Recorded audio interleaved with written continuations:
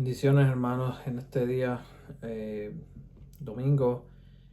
Vamos a seguir analizando lo que es el Evangelio de Juan, el capítulo 4, y ver la importancia que tiene para nuestra vida espiritual.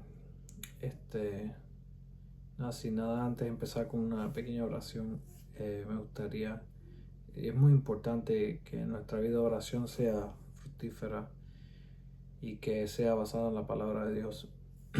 Bueno, amantísimo Señor, te pido en este día, Padre, que tú seas guiándonos en este estudio, Padre, y que pueda ser de edificación para aquellos hermanos, Señor, que estén creciendo, Padre, y que sea de confrontación para todos nosotros, Padre, y que podamos seguir creciendo. En el nombre de Jesús. Amén. Bien, cuando hemos estado hablando de la importancia de lo que es el Evangelio de Juan, de que Cristo es la luz del mundo, de que Cristo es Dios, ese es el principal tema de Juan. Y nada de esto tendría significado de lo que estamos haciendo si no ponemos esto en práctica. Y la manera es, la manera que debemos pensar es cómo podemos poner esto en práctica. Y si no hacemos ese ejercicio y vemos y analizamos nuestra vida, no estamos haciendo nada. Estamos solamente ganando conocimiento intelectual, pero realmente no estamos poniéndolo en práctica. Y, y eso no es lo que el Señor quiere para nuestras vidas. El Señor quiere que seamos conformados a la imagen de Él, a la imagen de su Hijo, para que podamos ser nosotros reflejo de esa luz que Él es, la luz del mundo. Y no podemos hacer nada aparte de Él. No podemos hacer nada si no es por Él. Y cuando vemos esto, vemos todas las cosas que pasó, la conversación con Nicodemo, vemos el milagro que pasó, el agua representando al Espíritu Santo, unas características del Espíritu Santo, el agua también es representación de su palabra. Vemos que es esencial que nosotros estemos en la palabra de Dios constantemente y fervientemente, que lo único que queramos en nuestra vida, que lo más importante que tengamos en nuestra vida sea la palabra de Dios, sea el estudio de la palabra. Si no hacemos eso, estamos perdiendo el tiempo. Si estamos buscando cosas del mundo, si estamos persiguiendo aquellas cosas del mundo o afanados por aquellas cosas del mundo que no tienen significado eterno, estamos perdiendo nuestro tiempo en este mundo. Y por lo tanto, nosotros tenemos que estar buscando el reino de Dios y su justicia, y Él añadirá todo lo que necesitemos. Pero que tenemos que tener esa fe y confianza en solamente Él, de que Señor, yo voy a buscar lo que tú quieres, lo que es mejor para tu reino, y de esa manera voy a confiar en ti, que tú vas a proveer todo lo que yo necesito. Y en cuanto a lo que vamos a hablar hoy es de la mujer samaritana y la importancia que tiene esto en nuestras vidas. El Padre está buscando adoradores en espíritu y en verdad. No está buscando gente con rituales religiosos, no está buscando gente con mucho dinero, no está buscando gente ni siquiera con muchos talentos.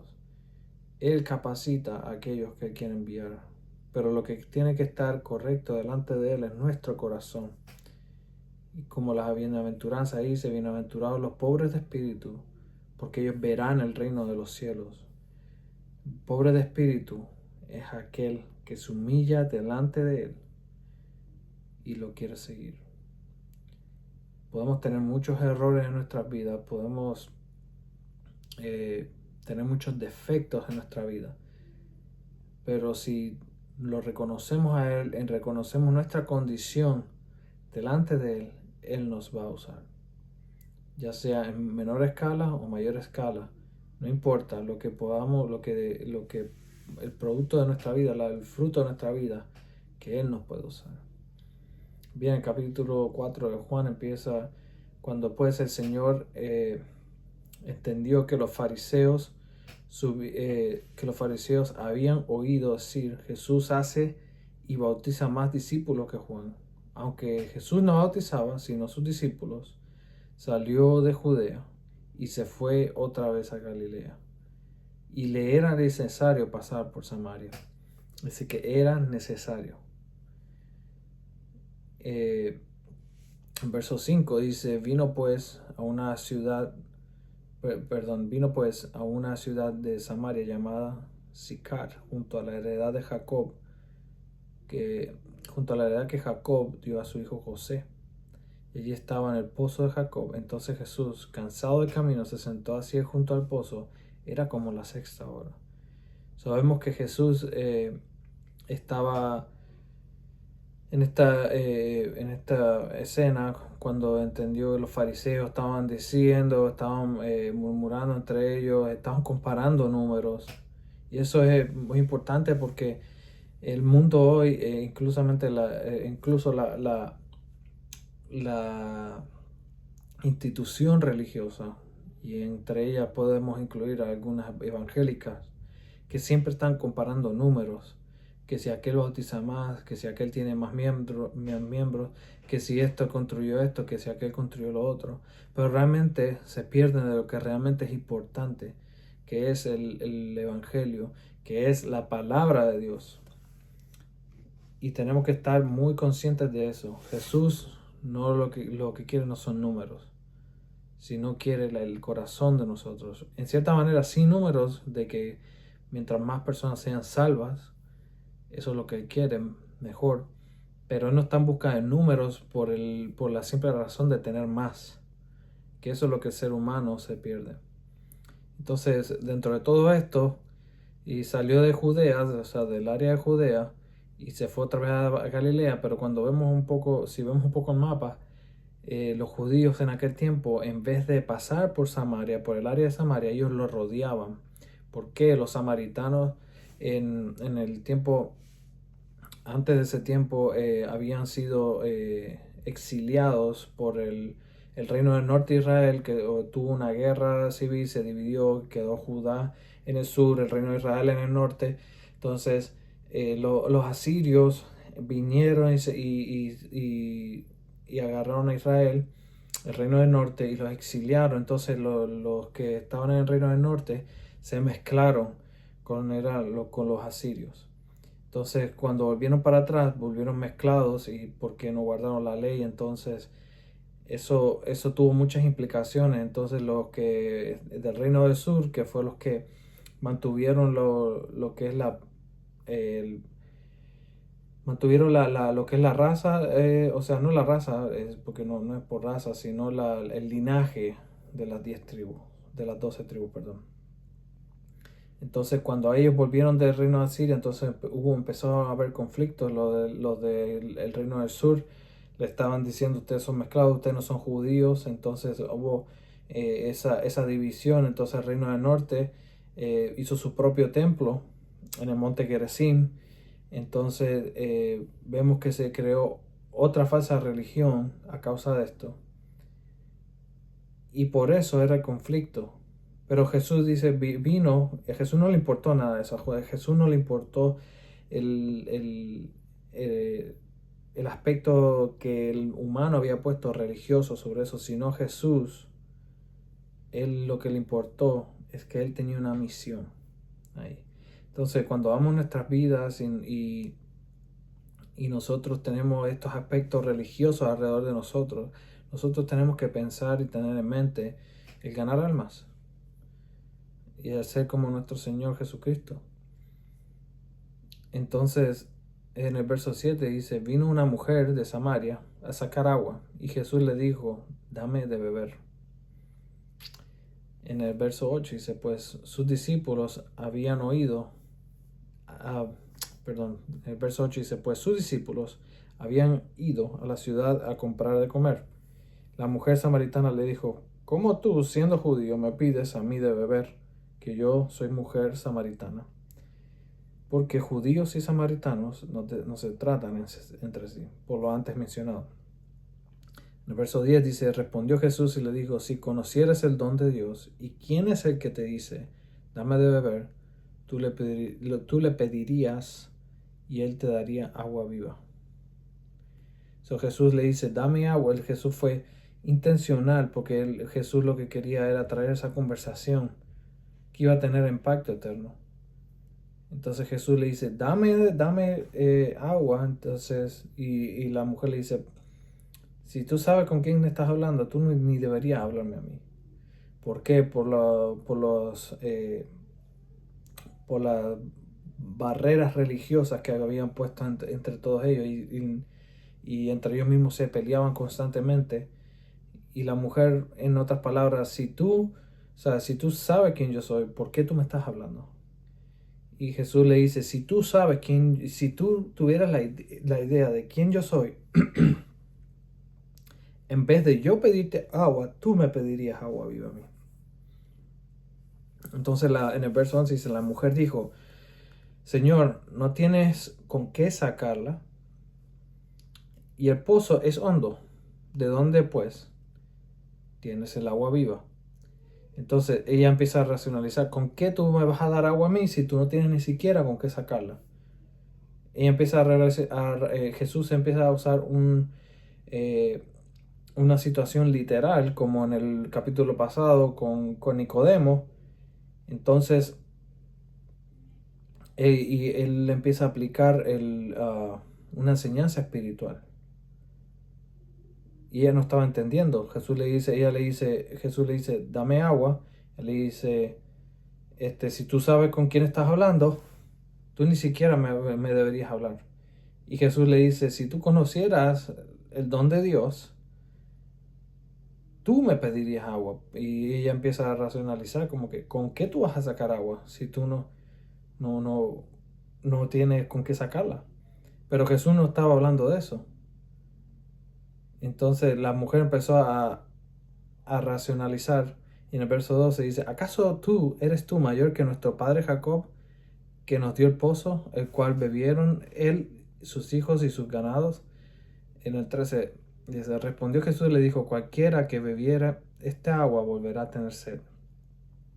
Mas el que bebiere del agua que yo daré no tendrá sed jamás, sino que el agua que yo daré será en él una fuente de agua que salte para vida eterna.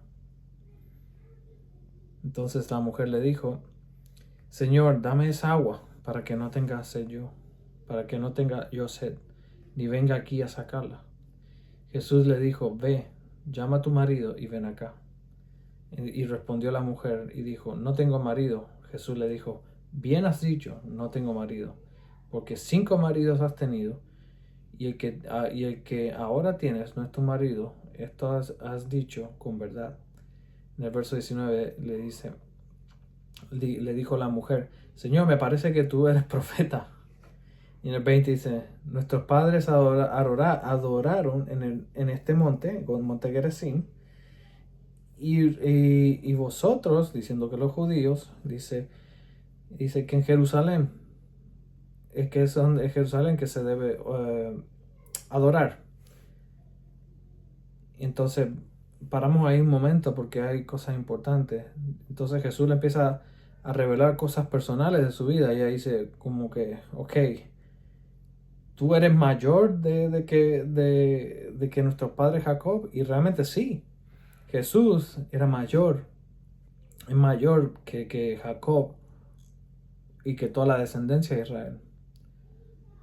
Y le empieza a revelar cosas de su vida. Y ella empieza, ok, me parece que tú eres profeta. Y ahora que si tú eres profeta, ¿dónde es que se adora de verdad? Porque tenemos esta discusión de que gente adora en el monte Gerizim, pero ustedes dicen que se adora allá en Jerusalén. ¿En dónde realmente se adora? Pero no tan solo se queda ahí, sino un poco antes viene y Jesús confronta su pecado. Cuando le dice, tú tienes 5 maridos y el que tienes ahora no es ni siquiera tu marido. Y es bien importante cuando nosotros estamos en evangelismo o en la misma iglesia, de confrontar el pecado de la manera que Jesús lo hizo. No desde un punto de juzgar, sino de un punto de como hermanos, querer edificar la iglesia. Y aquellos que no son creyentes, confrontar el pecado, pero de una manera de tratar de atraer a la persona no con una actitud de juzgar, sino con una actitud de que ellos tengan esa agua viva también. Y Jesús, o sea, entonces, volviendo para atrás, cuando Jesús le dice, la mujer le dice, ¿en dónde es que realmente se adoran? Y Jesús le dice, créeme, en el verso 21, dice que la hora viene cuando ni en este monte, en Gerizim, ni en Jerusalén adoraréis al Padre. Vosotros adoráis lo que no sabéis. O sea, vosotros, en el verso 22, vosotros le dice, ustedes adoran lo que no saben. ¿Qué es lo que le está diciendo en otras palabras? Lo que ustedes adoran es falso. Y dicen, nosotros adoramos lo que sabemos. ¿Qué es lo que le está diciendo? La adoración viene de los judíos, porque la salvación viene de los judíos. El verso 22. Más el 23, más la hora viene y la hora es cuando los verdaderos adoradores adorarán al Padre en espíritu y en verdad, porque también el Padre tales adoradores busca que lo adoren. Entonces Jesús le dice, ok, le corrige la doctrina primeramente, su doctrina estaba mal. Dice, si ahora realmente la adoración viene de los judíos de Israel, o sea, del templo. Dice, pero te digo otra cosa más, ya no va a ser así. Y en otros textos Jesús decía, este templo va a ser derribado y en 3 días va a ser edificado, refiriéndose a él mismo. Vemos eso en el pasaje más anteriores y ahora lo vemos, él es el templo. Entonces, y ya la adoración no va a ser por rituales, no va a ser por sacrificios, sino el sacrificio del corazón, pero va a ser la adoración que viene de espíritu y en verdad. Porque el Padre está buscando. ¿Qué es lo que quiere decir en espíritu, en verdad? Una adoración de relación basada en la verdad de las Escrituras, que es Jesucristo. El Padre no quiere una adoración que sea rituales meramente, no quiere una adoración que sea solamente litúrgica, sino quiere una adoración de relación. ¿Cuál es la importancia? Cuando uno, por ejemplo, cuando uno está enamorado, cuando uno quiere complacer a esa otra persona, uno hace lo que sea por complacerla. Y de la misma manera nosotros debemos complacer a nuestro Padre en el cielo. No porque debemos hacerlo por liturgia, sino por adoración, por complacerlo a Él, por vivir para Él. Y esa es la diferencia. Él busca esos adoradores. Él busca adoradores que den el todo por Él. Entonces Jesús lo que le está diciendo, esa es la adoración que es la que viene. Esa es la adoración, esa es la persona que están buscando al Padre. En 24 dice, Dios es espíritu y lo que le adoran en espíritu y en verdad es necesario que lo adoren. Le dijo la mujer, sé que ha de venir el Mesías, llamado el Cristo, el ungido. Cuando Él venga nos declarará todas las cosas.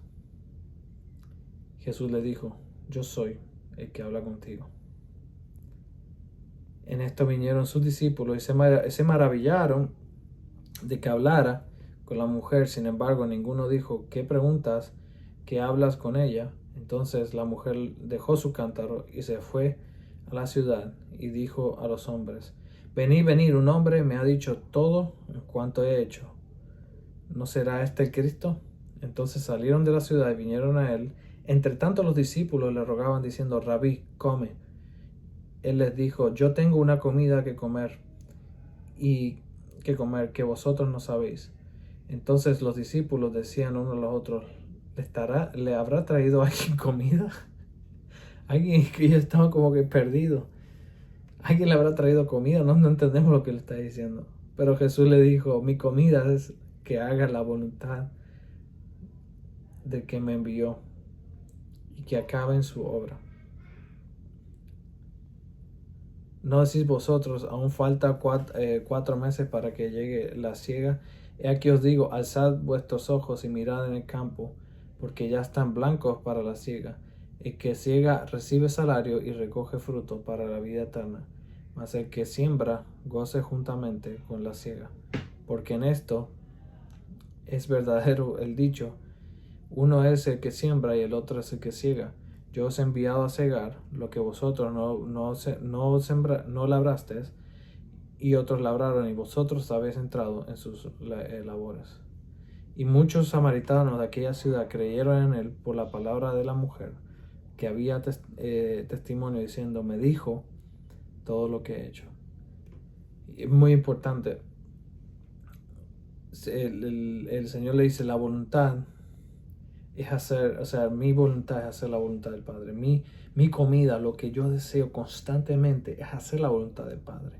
Y la pregunta es, nosotros tenemos ese deseo constantemente de hacer la voluntad del Padre. Que la voluntad del Padre es lo que nos consume, que su palabra es lo que nos consume dentro de nosotros. Que constantemente estamos buscando su palabra y el edificar su iglesia. O estamos en busca de otras cosas, en busca de cosas de este mundo, lo que buscan los gentiles, como dice la palabra, en los placeres de este mundo. O realmente queremos complacerlo a Él.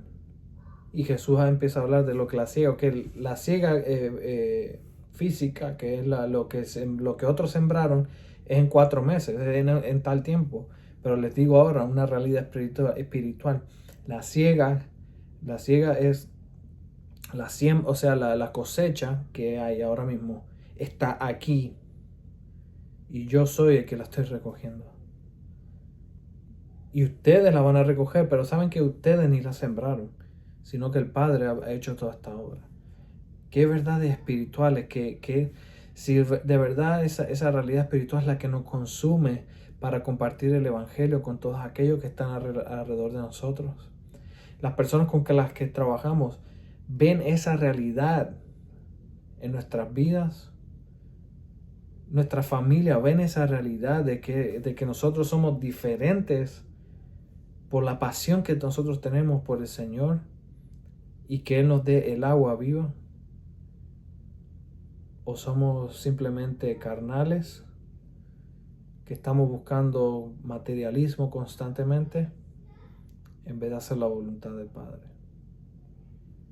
Y esto es muy importante. Él es el agua viva. ¿Sabe que todo el materialismo de este mundo va a perecer? Pero el que hace la voluntad del Padre, el que toma esa agua viva y da de esa agua viva a los demás, que su palabra es el que va a permanecer para siempre. Pues nada, esta es la enseñanza del día de hoy. Espero que le haya edificado. Seguimos más adelante analizando las escrituras. Espero que esto les sirva para ser edificados en la palabra. El Señor los bendiga.